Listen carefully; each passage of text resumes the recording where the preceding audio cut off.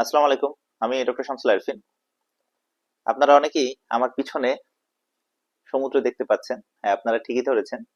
আমি এখন কক্সবাজারে অবস্থান করছি এবং আমার পিছনে পৃথিবীর সর্ববৃহৎ সমুদ্র সৈকত কক্সবাজার সমুদ্র সৈকত।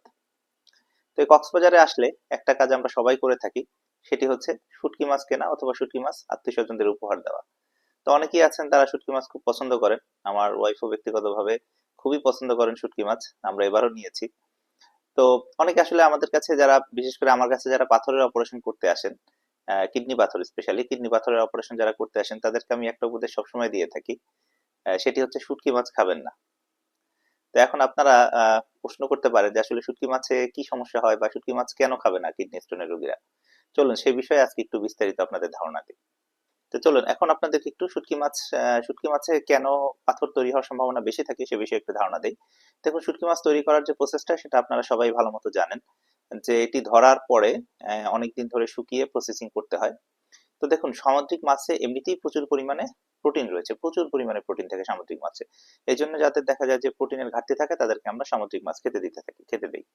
তো এখন সামুদ্রিক মাছের এই যে অ্যানিমাল ফ্যাট, অ্যানিমাল প্রোটিন যেটা রয়েছে, সেটির ভিতরে পিউরিন নামে একটা জিনিস রয়েছে, যেটি হচ্ছে খুবই খুবই কার্যকর একটা প্রোটিন।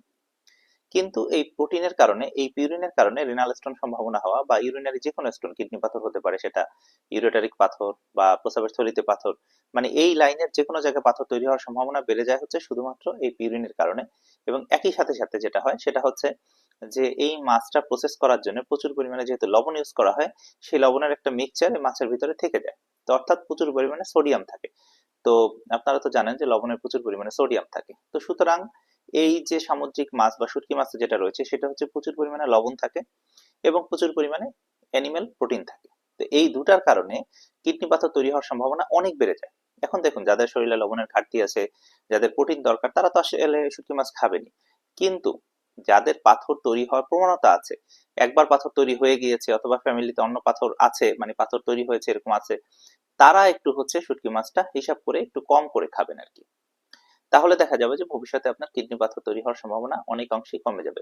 স্পেশালি আমার কাছে যারা কিডনি পাথর অপারেশন করতে আসেন তাদের ক্ষেত্রে আমি দুটো খাবারের কথা সবসময় সবসময় আমি বলে দিই, যে এগুলো হচ্ছে খাওয়াটা একদমই কমায় দেওয়ার চেষ্টা করবেন। একটা হচ্ছে এই শুটকি মাছ, দুই নম্বর হচ্ছে যে ডার্ক চকলেট বা কালো চকলেট, এবং আর একটা খাবারের কথা আমরা মাঝে মাঝে বলে থাকি যে সেটার কারণে অনেক সময় হয়, সেটি হচ্ছে যে দুধ জাতীয় খাবার।